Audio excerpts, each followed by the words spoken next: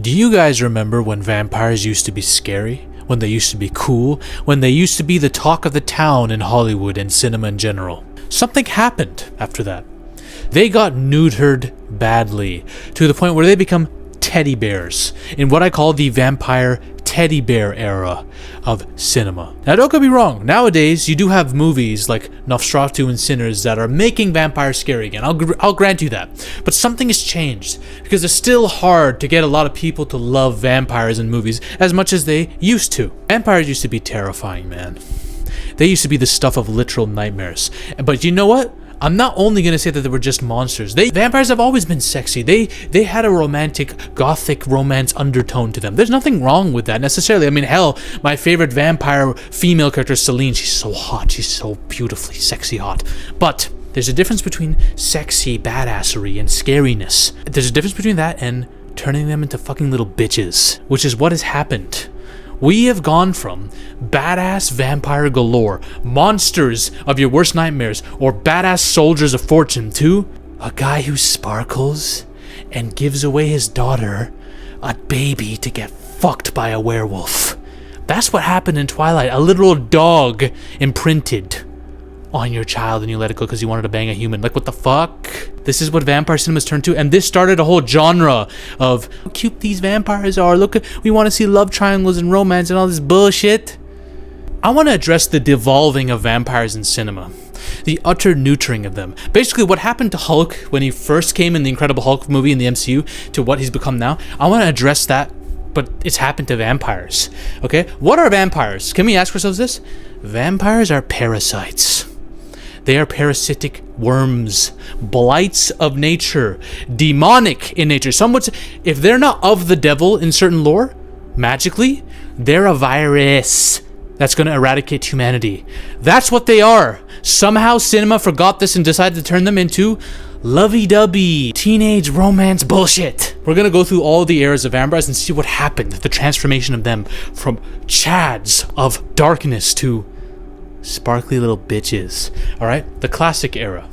This is when Dracula was the thing. There were so many Dracula movies between the 30s to the 70s. And hell, there's a lot of Dracula movies even now. He's an iconic character. This is a time where German Expressionism and Gothic romance was the thing. It was the thing. Freaking Nosferatu movie was about German Expressionism and a journey into the occult. These were things that were being explored a lot. It wasn't just, ooh, wouldn't it be so cute to see that vampire with that girl who looks cute? Wouldn't it be so fun to see them struggle in a relationship together and have relationship issues beside the locker room, besides after her gym class, because this guy's 1,000 years old and he's obsessed with a 13, 14-year-old for some reason? This era put an emphasis on eerie visuals, gothic romance, and a Victorian horror aesthetic. What happened? Besides Robert Eggers, who did it with Nosferatu, where are we seeing that? It's gone. Everything's bright now. Colorful. Ooh, this was it. Look how much Dracula was being made back then. The guy who played fucking Saruman. Now we're entering into the villain era, where, okay, we're going straight up villain. We're gonna make vampire horror films actually. Fright Night. Hey, what's your next door neighbor up to? He might be a vampire trying to kill everybody. That's a scary film right there, alright? This brother gave me nightmares as a kid. The reboot was pretty. I like the reboot too, to be honest, with Colin Farrell, my boy. The Lost Boys. Okay. Vampires can be villainous, but they can be cool. They can be the kind of character you would want to be. That emo, goth, punk, biker aesthetic. Like, they were associated with coolness and rebellion. The rebellious nature of kids in the 80s. That's what this film was all about. The Lost Boys is fucking awesome. Kiefer Sutherland acted his ass off in this. Not to mention, he had so much aura. She's so fine too. What happened? What happened? Hell, man, Salem's Lot. I know, Stephen King story, but still, whatever. A master vampire who's about to take over the entire town and turn them all into vampires. Scary, scary stuff. I'm telling you, when vampires are at their best, in my opinion, they're embracing their villainy. We're not trying to turn them into little dogs, little poodle bitches. And that's not to say we're not making them complex, because they are going to be complex. The Night Flyer, a serial killer vampire, flying around murdering people left and right, brutally. And we have a couple of investigators, journalists trying to find him. That's awesome. That's scary. Now we're entering the tragic villain era, where they're still villains, But we're gonna make them so complex and layered. We're gonna make them human. We're gonna make them tragic, but they're still of the devil. This is gonna be about the tragedy of this curse, the vampire curse in general, what this does to a person. Bram Stoker's Dracula might be top 3 vampire films of all time for me. I fucking love what Francis Ford Coppola did for this. Alright, Keanu Reeves' miscasting being the only thing that damns this movie. This movie's a fucking fever dream. That's what it is. This brother wants to bang Mina because she reminds him of his wife. That's okay. I know. Listen, this is the Dracula archetype, but the way it's done here is amazing. Gary Oldman's performance is for the ages. Gary Oldman, by the way, is low-key one of the most goated actors in Hollywood ever. This guy's a chameleon. This guy played Dracula and Drexel Spivey in the same lifetime. Can you imagine that? And Commissioner Gordon. This emphasizes the love that a being like this can show, but also the manipulation, the darkness. Look how disgusting he can look. Look at this bat form of his. Look at this werewolf form of his that he can molest a woman with. Yeah, we're not just going horror now, we're entering all frontiers. Romance, horror, drama, whatever. But it's still as villainous as he could be, because he's still of the devil in this. Kronos, again another tragic villain figure. A very different kind of vampire. A scarab that turns you into a parasite who really wants blood badly.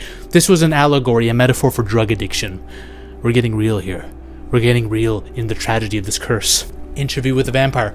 Again, another top 3 vampire film of all time. Brad Pitt, a human turned vampire by Lestat.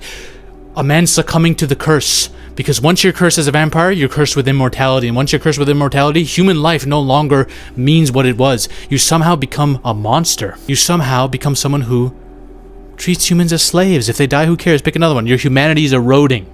That's what Tom Cruise represented. Everything that Brad Pitt's character didn't want to be. The monster, the devil at the end of this hollow road that is immortality. This is what you turn into when humans no longer mean a thing to you because you've lived so long. Humanity dying no longer has a consequence to you. And that's exactly what Brad Pitt didn't want. That's exactly what he didn't want to suffer through. Even when he found someone who could be a surrogate daughter for him. You still lose it in the course of time. Time was his main enemy. This movie emphasized so well. And I haven't seen the TV show. Okay, but this movie emphasized so well the curse of immortality and the decay of morality. For fuck's sake, Tom Cruise act. This is one of my favorite Tom Cruise performances of all time. Besides Magnolia. It also plays on obsession. When you're a vampire that old, you look for people that can connect to you. And when you find them, you really, really want them. You were obsessively manipulating and controlling them. It plays with that idea too. The longingness, the neediness. Vampires have it too. But you still have the badass villainous vampire shit too, with John Carpenter's vampires. Alright, you still have that. But now we're getting into the anti-hero era. We got hunters now. We got half-breeds. We got people who are superheroes low-key. And we also have Romeo and Juliet stories with complex anti-heroes. I'm going to tell you what I mean by that. We got stuff like Vampire Hunter D, which came out, I think Bloodlust came out in 2000. So this is like the 2000s, the late 90s and the 2000s onwards. I fucking forgot to put Dusk Till Dawn here too. But Vampire Hunter D, a half-breed hunting vampires. Pretty awesome. Buffy the Vampire Slayer. I know there was a movie that came out, but the TV show. That's the main thing people talk about, right?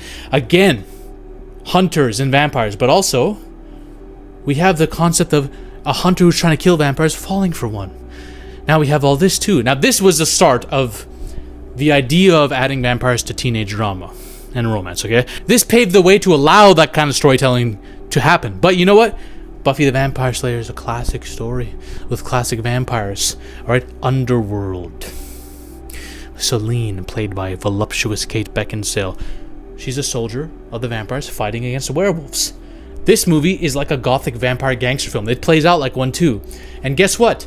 It's a Romeo and Juliet story too. Forbidden love. Selene hates she's supposed to hate werewolves. She's ordered to kill them. That's what her whole destiny has been the entire time. They killed her family. Oh, but she falls for a hybrid. Look at that. But there's also a war between werewolves and vampires. Oh, you have leather outfits now and you're using guns, Matrix style. See? Vampires are cool. They're hunters. They're lovers. They're not just villains and evil anymore. They can be heroes. Blade. Freaking Marvel superhero. Leather outfits. I'm throwing shurikens. I'm cutting people in half with swords. The whole shebang. And I'm also a half-breed. Again, there's an emphasis on making vampires really human in this. Some could say that's bad, but some could say, oh, this adds a new dimension to vampire films. They can be cool. They can be stylish. They can have action sequences now. It's not just about, oh, they can easily kill a human. No. You're in fights with werewolves now with guns. And then you have this serious dramatic era, which is the shortest era, mind you. late 2000s. I would say 2007, 2008, 2009, that type of shit. But we're emphasizing real human drama, allegory. Brutality, allegory, and dark human drama. That's what we're emphasizing here, right? 30 Days a Night. Humanity against the primal states of nature, which is represented by a bunch of bloodthirsty ancient vampires who are scary as fuck, by the way. Some of the scariest vampires you'll ever see. Let the Right One In. My opinion is a modern vampire masterpiece. In my opinion is in my top 3 vampire films of all time. Bram Stoker, Interview with a Vampire, and this, Let the Right One In. This allegory for the dangers and the fears of adulthood, the isolation of being a child, and then what growing up does to you. It deals with bullying, abuse, all that type of shit, manipulation. And by the way, if you haven't seen this movie and you're watching it, look out for the pool scene. Arguably, in my opinion, is one of the best sequences ever made in film. It got me so pumped up when I saw it. I don't want to spoil it for you, but this is not your typical vampire film. This is like more of a drama with some horror undertones to it than anything else. I fucking love it. Underworld 3. An action film, yes, but why am I adding here? Because this is also dark human drama. Not only is forbidden love in here, this is literally slavery. The werewolves are enslaved by vampires. This is racism. We're talking about racism, subjugation, colonization, if you want to say that too. War. 2 people who are not meant to be together. One of them births a child that the father considers an abomination and has her killed for. Come on now.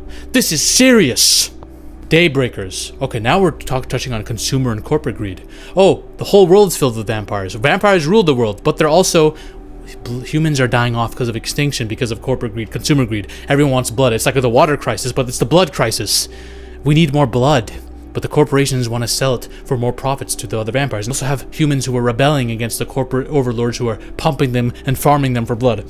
Oh, and if a vampire doesn't have blood, it turns into this creature and goes underground. Basically, they're like the homeless hobos of this movie. Scary as fuck, man. Willem Dafoe is a badass in this too, by the way. And we have the era of teddy bears. This is where the decadence happens, guys. This is where a couple people said, we need to do something new with vampires. Vampire cinema started to degrade at this point. Quantity of vampire films went down. So let's try to go into the young adult market. Monsters that sparkle. Ooh, evil is attractive. Teen drama, love triangle, sexual violence that's sexy. That's promoted. Redeeming the irredeemable. Unironically. Twilight. We had 5 movies of this shit? Torching vampire cinema. I don't need to go off on this. You already know Edward and Bella are cringe. Okay? This movie literally, I think Twilight literally jump-started, I'm pretty sure, the young adult genre of film, which I'm glad has ended now. But all these, Divergent, Maze Runner, Hunger Games, all these films, some of them I like, but it's all based on young adult romance. And cheesy and corny shit, man. Jacob falls in love with a baby. What the fuck are we doing, man? What happened to lichens and vampires at each other's throats with guns and swords? What are we doing here? I'm gonna imprint on this baby and chill with her until she's old enough for me to fuck. You belong in the Epstein files, Jacob, and so do your parents for allowing this shit. The fans still defend this somehow, by the way. This is how far we've gone in society, that we allowed this dog shit to be in a film and like it. Oh, but it's so romantic. He imprinted on her because he wanted to protect her. It wasn't sexual, but he still chilled with her till she was of age so he could fuck her. Epstein. Jacob Black is Jeffrey Epstein. Vampire Diaries, look how much shit this spawned. And granted, this was very popular. Vampire Diaries, originals. True Blood, I think, maybe it was before Vampire Diaries, I don't remember. But it spawned all this shit where the most badass vampires ever are also, cushy because they fall in love with a human girl who they should have no interest in realistically, but still, these thousands-year-old vampires, for fuck's sake. We have all this stuff now. And guys, vampires in this are sexual assaulters. They compel women to be their slaves and fuck them. This happens in the show. This happens in all these shows. No one talks about it. And it's not the shows do address that as bad, but they also redeem the characters in a very unrealistic way at the end. So I don't buy that these characters are good people at the end of the show.